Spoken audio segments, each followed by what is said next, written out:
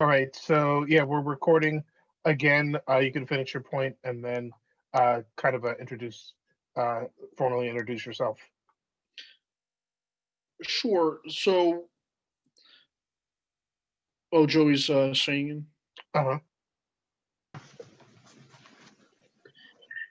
hey guys. So first, I was just going to introduce myself. I've viewed a number of your shows actually on YouTube before, um, and I just I liked what I heard. So I thought that it could add maybe a perspective, a different kind of perspective, still on the left. But if we go into things like cultural issues or religious issues, I would. I'm always happy to provide maybe a theological viewpoint. But anyway, I just wanted to say one final note on AOC. Actually, Joey, you would probably know this better since you live in New York. But can someone run for president or vice president and run for reelection to their House seat at the same time? I'm not sure actually. I think it varies from state to state. I know that Joe Lieberman was running for vice president and senator at the same time. Same thing with Lloyd Benstein in Texas. I mean, vice president, but I'm not certain that that's allowed in every state. And I think in some states it's probably like I'm not sure what the rule is in New York. I'm not sure if, in some states it's probably vice president is allowed, but president is not allowed. That's a really good question though. Yeah, so I know that Joe Biden ran for his Senate seat at the same time he was first elected vice president, and Paul Ryan won. He was able to run for House and be Romney's running mate. So I know about New York, but if there is no law that allows you to run for a House seat and to be on the ticket at the same time, then AOC could be throwing away everything, and then it's like, what's next? Yeah. So that's why I'm very. Um, if I were to advise AOC, I would say stay in the house for a while and uh, become more established. Gain seniority and either move your way up in the rankings in leadership as more DSAers and progressives are elected, or wait to run for either governor or senate. But 2024, just to me, it feels like I could be totally wrong, but I do believe it's a little too soon. And if she were to win, I mean, if she were to run and both lose the primary or the general and not be able to run for her House seat, well, that would kind of suck. I agree. And I also think that people have really gotten too used to the idea that the presidential nominee has to be someone that's known about years in advance. I mean, and this infects the left as well in terms of people on the left pushing for her over someone who's less known. Because if you look historically, that was never the case. I mean, Jimmy Carter and Bill Clinton were really barely known outside of their home states when they ran for president, and it used to be more commonplace that a candidate that wasn't particularly known nationally could become a front runner, and it's really just been coincidence more than anything that that's changed in the past past couple of decades. Like I remember being so annoyed in 2013 that everyone was acting as if Hillary was going to be the nominee. Like I still laugh, like, or just assuming it already. I mean, obviously she was,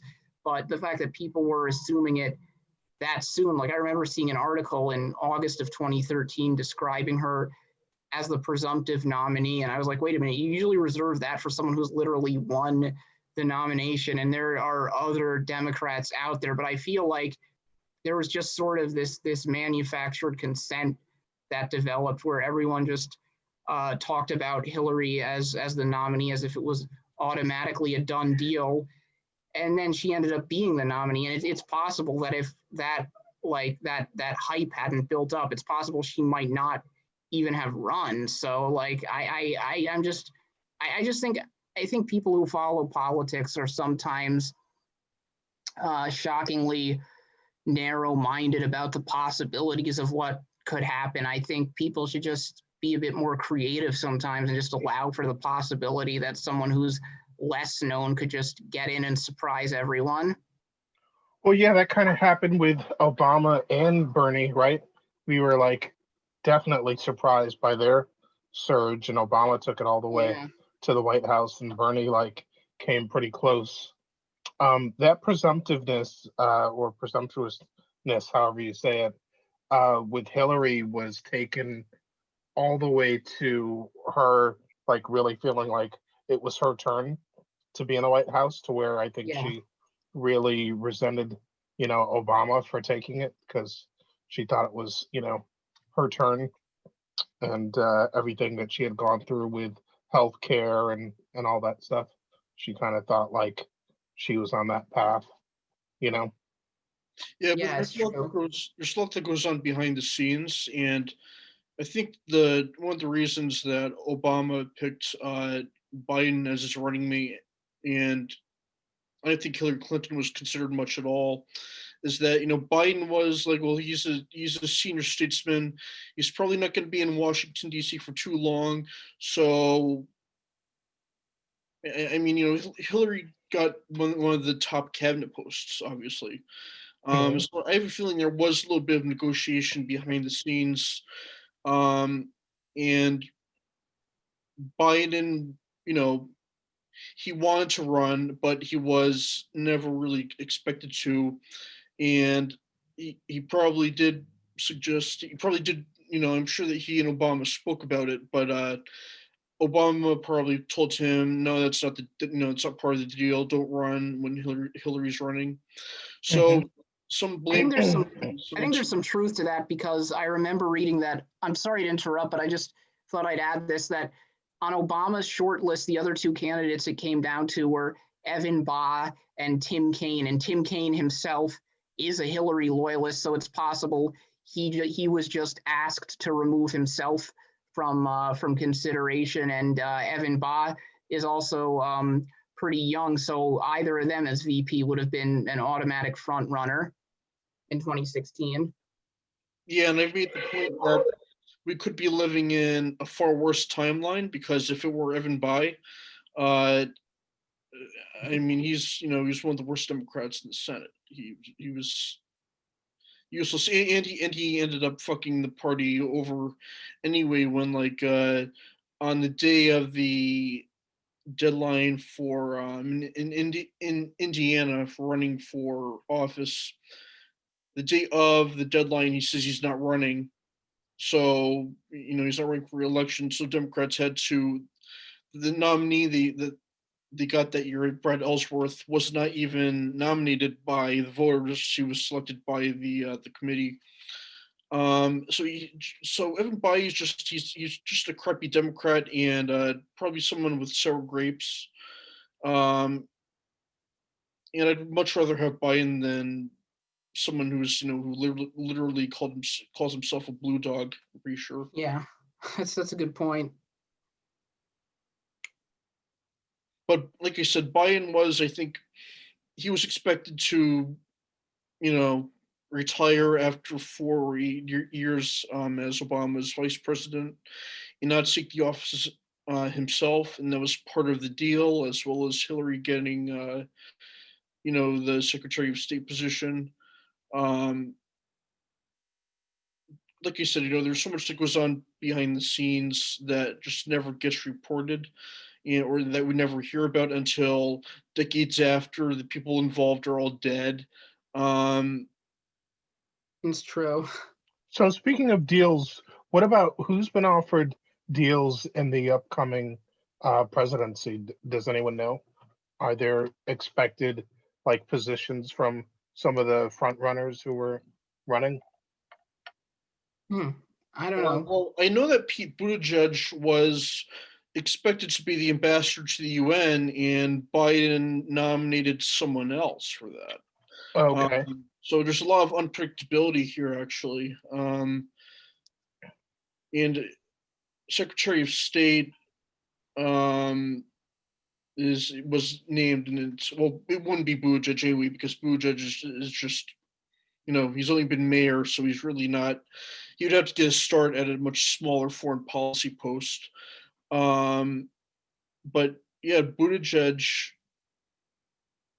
I don't know if he's going to get a cabinet spot. I'd be freaking shocked if he didn't. But I don't know. People are predicting that it's going to be Harris Buttigieg for 2024 by instant. Oh God. It's like, God, we're going to be stuck in this fucking timeline forever, aren't we? Yeah, that's for sure. Jesus. I mean, and then I feel like, see, that's the same sort of manufactured consent already. People talking about that ticket as if it's an inevitability. And the problem is that at the same time, people who are against that as a possibility amplify it also. Like, I think people who are for that push that as the future narrative, and people on the left are just way too cynical and way too quick to just be doomers, to be black-pilled, in a sense that they just assume that's an inevitability. And by doing that, and just by being as cynical as they are, they kind of help to create this self-fulfilling prophecy. Because I feel like the more a particular narrative is out there in the public, the more it just becomes widely accepted without question. And that's why it's important to fight back against certain inevitability narratives now, before they take off like wildfire. I mean, it's the same way that the Bernie bro narrative just seeped so far into the public consciousness, and not enough people on the left really had the guts to even question it. I mean, I remember, even as a Bernie supporter, I look back and I think I was way too charitable to it. I was way too charitable to say, oh yes, Bernie has some bad online supporters, some of whom are misogynists. And when I look back, that's total bullshit. I mean, there have been studies done that showed objectively Bernie supporters were no worse than the supporters of any other candidate. And in a sane world, nobody would even know about different Twitter feuds, or how one candidate's supporters were more nasty online than another, and it would have no influence on the election. I mean, really, we shouldn't have accepted the premise of that narrative, because in my mind, I think this narrative that Bernie supporters were just uniquely awful, it did hurt him the second time around. And I look back and I feel like I wish I had pushed back against that harder in like 2016, 2017. Just like I wish I had pushed back publicly harder in 2013 against the idea that Hillary was inevitable. So that's why I think we need to start fighting now the idea that Kamala is inevitably going to be the candidate, and that we're going to get a fucking Harris Buttigieg ticket, because that to me is just it's just a disaster waiting to happen. Hey, what's up, Emily? But the thing is like, if you don't mind me interjecting, Not at all. I think that Harris has kind of, I'm trying to think positively, but I think like that Harris and Biden have kind of atoned for some of their previous misdeeds against certain communities. So I'm trying to stay hopeful. Against humanity? We'll give them, I mean, I'm open to giving people a chance, and we'll see how Biden governs. And, I don't think Harris is totally bad. I just would prefer someone else as the nominee in 2024 is all. I mean, yeah, obviously everyone has their preferences, but I do think that, like, I do see like evidence of that they realize what they did was wrong. You know what I mean? Yeah, I mean, I agree with that. That's that to me isn't the only issue though. I just want someone that represents my wing of the party, that represents Medicare for all and the Green New Deal running in 2024, and ideally winning the nomination, but I definitely don't think Harris is terrible. I mean, I do want to give her a chance to atone for some of that stuff, and she was pretty decent in the Senate. So yeah. I mean, I give everyone a chance. It says Well, I think it says a lot that we are projecting so far into the future, right? That like someone that people have been not very excited about is going to be the presumptive nominee for 2024. That's kind and of that we're it's thinking kind of 4 years dangerous. well, but what's also kind of dangerous is the fear that Trump's going to try to pull a Grover Cleveland. Well, yeah, I mean, Talking about that earlier, yeah. yeah, I mean, he can, by all rights, he can run again. So that's definitely a thing. So I think that's all the more Not if he's a reason. convicted felon. Well, yeah, yeah, I mean, we'll see. We'll that's see. why I don't think that's a very. I mean, we've already I heard don't hold out Biden. much hope. Yeah, Eugene Debs ran for president from jail, so anyone else can. Yeah, well, and we've also heard Biden, sound pretty forgiving already. But I think the point that we're all making here is, especially if we don't want Trump winning in 2024, we better have an exciting candidate that's going to draw Democrats to the polls, not someone who, like, we were very close to, like, having a lot of people feel like they weren't even sure they wanted to participate. Yeah, exciting. Well, I think what the Democrats need to focus on is some of the demographics that they're kind of like losing a grip on / we're ignoring in this previous election. Like, we got to think, like, why were rural voters not swayed? Like, why were rural working class voters still voting for Trump? Like, why were Latinos still voting for Trump? Like, what were the Democrats really need to think, what were they doing as a party wrong to drive these people away? Democrats have struggled in rural areas in particular for a long time. The biggest Well, that's nothing new, but I know. I mean, the biggest concern this election specifically was, Hispanic voters in South Texas, like some counties that have been Democratic forever. And what I was saying to Flav and Scott earlier is that I think that Democrats lost among working class, like shed some support among working class voters of all races, in part because they let Trump get the upper hand on the economy, which he never should have had, because the argument became lockdowns versus no lockdown. So he was going to say, basically, you're losing your right to make a living and not getting anything for it. And the smart response to that would just be a Democrat that said they were going to give people a bigger stimulus check and forgive their rent and mortgage payments in exchange for, with a lockdown. And the attack on Trump would have been, we want to give you all this, and he wants to send you back to work and kill you for the sake of Wall Street. So I think that I think that you're absolutely right, and I think that's why Democrats really need a strongly economically populist message, and they have to stop taking any votes for granted, or just assume that anyone is going to continue voting for them just because they have in the past, if they're not actually offering them anything or offering to improve their material conditions or just speak to their hopes and dreams in general. When was Bernie out? Do you remember, like, what month that was? Or It was April. April. It was April. It was when we were all stuck at home.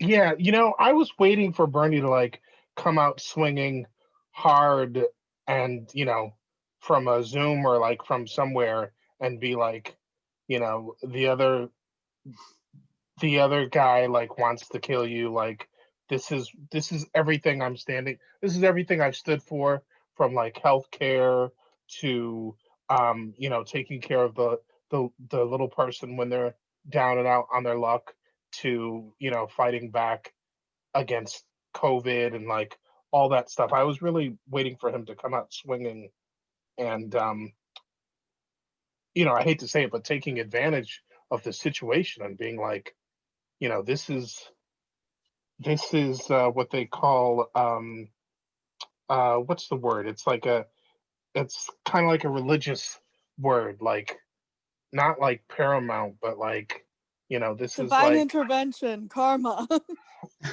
it's kind of that. It's another word, but it's like, Would you know? What would you know, Scott?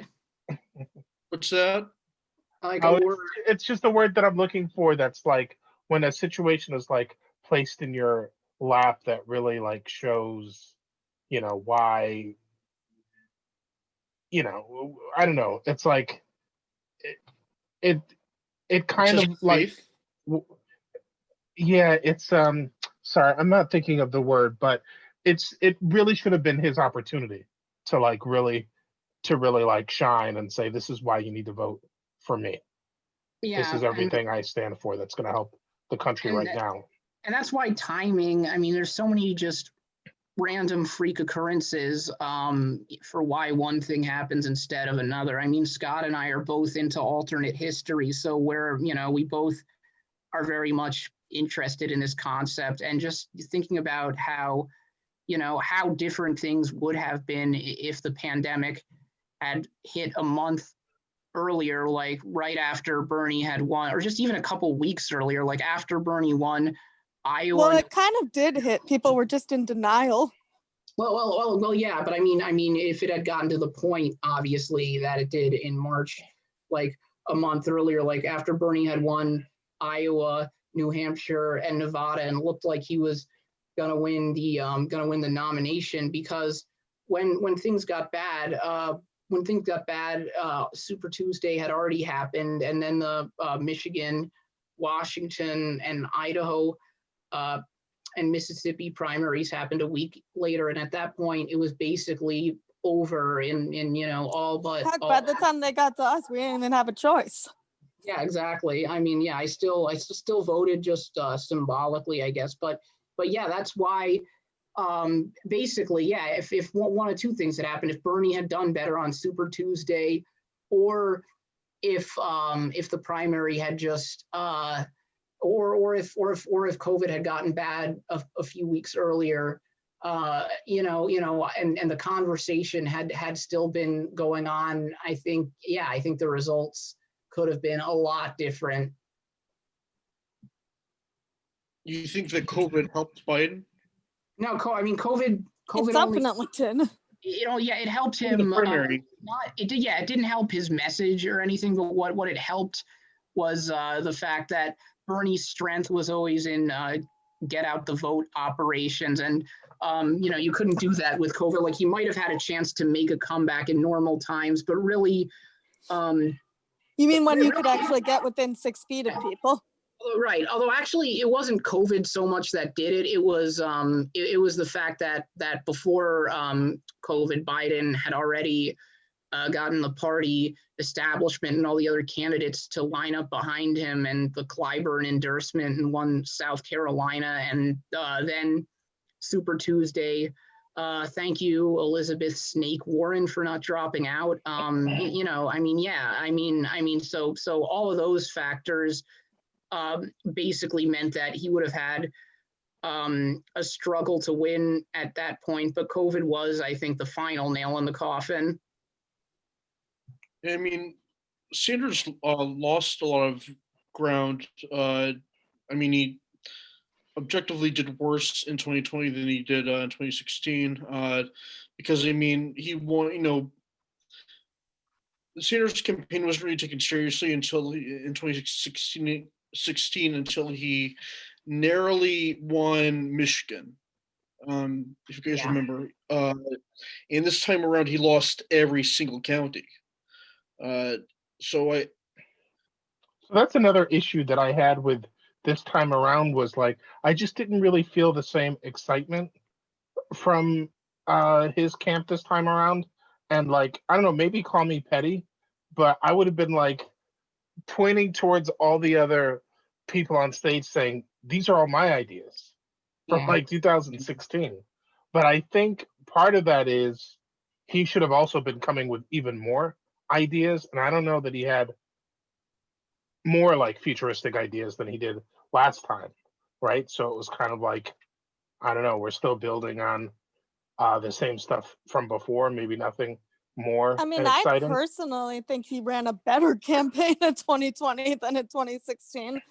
But I mean, that's I just Well, me. it just didn't come off. It just didn't come off that way as far as excitement, and maybe I it think was diffused I think by the other people. Flav, I think you made an interesting point because that goes to something I've thought a lot about, which is that, yeah, he didn't introduce new enough ideas. Like when people look at how bad Bernie did in the South and places like Mississippi, it's partly why I think he should have run. And obviously Bernie cares very much about these issues, but he didn't center them that much. He should have run a strong anti-poverty campaign like Bobby Kennedy in 1968, like focused on You could have done poverty. housing for all. You could have done like housing for all or something. That would have been different.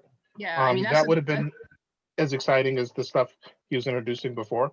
but Well- yeah, I mean that's part of the problem is that the type of people who Bernie's campaign, I mean, who are some of Bernie's most fervent supporters. And I think part of the problem with DSA, even if we don't want to admit it, is that, I mean, I'm not, but a lot of other people in DSA are children of the professional class who are downwardly mobile and whose primary concern is something like student debt, which is something that obviously I support student debt forgiveness. I would benefit from it, but that does not resonate so much with working class voters of all races who never even had the chance at a decent high school education. So that's why I think that the left should focus on eradicating poverty, because yeah, it's something we all believe in, but that's not the center of our agenda. Yeah, eradicating poverty and housing for all, and also He could have gone for reparations and stuff like that. You know, like Yeah. radical stuff that would have like ignited, the left. But so first of all, providence was the word I was looking for. Providence. There you go. Divine providence. Yeah, that's what I providence. was thinking when Providence. you mentioned the religious connotations. Yeah, providence was the word I was looking for. But Biden didn't hop on it either. And so if Biden won by default and it helped him, he didn't like say like, look at this other, look at this other asshole who's like ready to literally let you die. Like I'm doing everything I can to make sure, we're taking this COVID thing right. And sure, people are hurting because they can't go to work, but you know what? We'll take care of you in the meantime. We're the biggest and best country in the world. We have tons of resources. If like America can do anything right, it's take care of its citizens during an unprecedented health scare. This is I mean, what we're Biden won because Democrats lost some working class voters who feared they'd lose their job, but Biden conversely won a lot of traditionally upper middle class Republicans who are generally conservative, but just have a tendency to defer. They're over it with Trump. Yeah, exactly. Partly because some of them may even have voted for Trump if not for COVID, and that was the deciding issue for them. But they still voted Republican down ballot. I mean, that's why Susan Collins held on to her seat, and they won. Biden was able to swing those voters because their primary concern was COVID, and they had less to lose from this recession that's occurring as a result of COVID, because it was easier for most of them to work remotely. To work remotely, but so yeah, that's a serious problem, is that Democrats are able to win some upper middle class voters who I genuinely don't think are going to be reliable voters ever for Democrats, because they tend to be split ticket voters, and many of them would be just as glad to return to any Republican other than Trump, but they shed working class support. So yeah, that's a definite major concern going forward. Yeah, Well, so here- getting to the crux of that issue, like, why are they afraid to, like, just, be real about these issues and talk about these issues? Like, I mean, you think that, yeah, can I speak from like some of my experience? Just Yeah. like speaking. So I was, I was working for Starbucks still during Occupy Wall Street, right? And I mhm, was working in the like the designated New York Stock Exchange Starbucks. Like I was working in the Starbucks 2 blocks away. Like there were times when we actually had to barricade the doors and put somebody outside, like to only to recognize regular customers and unlock the door for them. yeah, But like the point is that like I know a lot of my is that some of the protesters, some of the people at Occupy, some of the occupiers tried to come in and speak to, you know, and speak to me and my coworkers about unionizing or having a general strike or whatnot. And I can tell from like, and from what I heard, like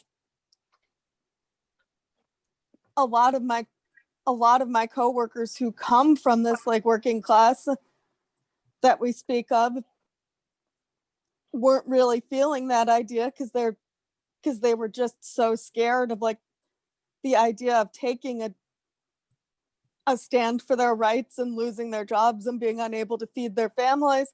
And so I think there's kind of like something to be said for the fact that if we want to get more progressive policies, that if we that like if people on the left want to get like the working class on their side, like they have to be reassured that they're going to be taken care of if they take a stand, like, you know what I mean? Well, I think that's an excellent point, and that actually goes to one of the biggest problems with Bernie and with Corbyn is that the right has been so successful in destroying unions that unions no longer are the bastion of support for the Democratic Party here and for the Labour Party in the UK. So to some extent, we have to organize beyond elections, and like those people who are going into Starbucks and telling their employees and lecturing you guys.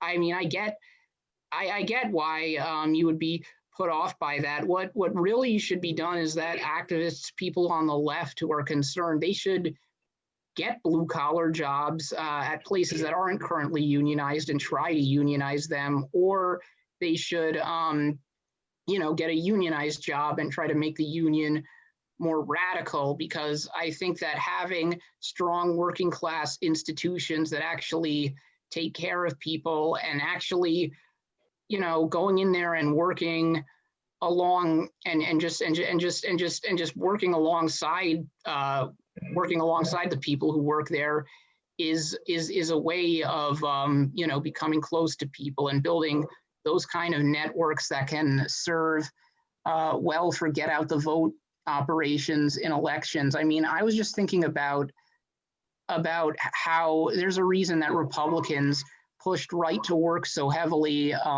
over the past decade, because in the Midwest, when they were able to destroy unions to make it a lot harder for workers to organize, they were able to basically get a lot of people who previously would have been voted Democrat because their union told them to, and because unions had strong political education, to vote on the basis of cultural issues once the union was gone. And Republicans knew that, and they were very politically savvy and unfortunately succeeded. So we really do need, in the long term, to build unions, and we need to stop having people who are college graduates, and come from the professional class. I mean, obviously we're workers too, but we shouldn't be in the driver's seat of a working class movement. We should be working alongside with people who come from it. So I think that really that's That's key. Yeah, I mean, I'm sorry if I'm rambling a bit, but I think I'm glad But you. I do think that that's like the downfall, and that's what stuck a fork in a lot of leftist movements, unfortunately, is the fact that they get kind of taken over by the professional class, and that causes resentment from the working class because they feel like, well, it's just one more instance of rich people like being patronizing to them. Well, I mean, that's what I mean. Of course, we're not rich, but it's sort of a matter. I think. I guess. I mean, class obviously. Well, they feel patronized too. Bottom line. Yeah, I mean, yeah, that's the thing. Class is obviously more than income. It's a set of cultural values and other things. So the actual solution is for people who are politically savvy. Obviously, if you're politically savvy and you come from the working class, you have more cred than like someone who's a college graduate and maybe comes from a professional class background would. But if you come from that background, then you do just need to be willing to just just, I mean, you're not being paid very well at whatever like whatever shitty job job in as a graphic designer or a journalist anyway. And two things really quick is the thing about unions, I told my folks about me becoming a steward, like, for the East Coast for my union, at work, and they were excited about that, and I've been telling them about the progress of our union, coming to work, and like, my folks, they're Trump people, and it feels weird that they're happy, for me about us unionizing, but unions were like such a different thing throughout like history that it like didn't really matter. I mean, well, first of all, they were always Democrats, so like this whole Trump thing is kind of new, but even looking back, like there's no separation. There's no like looking at it like it's some kind of progressive thing, even though in my mind it is, because I'm thinking about working, class values and power to the workers and stuff like that. But I guess my point is, I think there's an opportunity to get people from both sides if you're focused on these universal workers like issues that everyone seems to care about.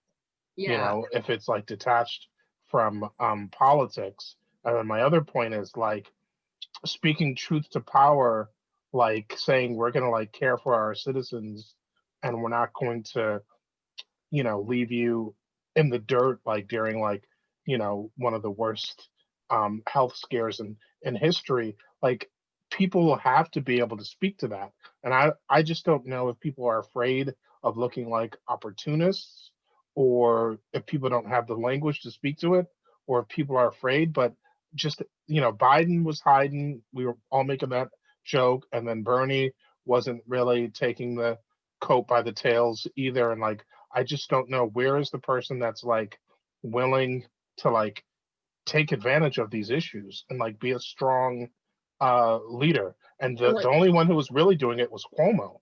Cuomo was getting tons of points and he wasn't even really good on the issue, but he made himself look like he was good. Yeah, Scott, we haven't heard from you in a while. Do you have any thoughts on this and want to jump in? Well, yeah, I mean, first, Cuomo's handling was a disaster. I mean, he's responsible for nursing homes, for the high death rate, because he literally forced those nursing homes to accept patients. But one thing I do want to mention is that I think there's a certain irony in the fact that you look at the demographics of. I'll use two examples. And I've mentioned this before, but Katie Porter's district, she's a congresswoman from Orange County, California, and Lee Carter's district here in Virginia. His district is located in Northern Virginia. Used to be very reliably Republican.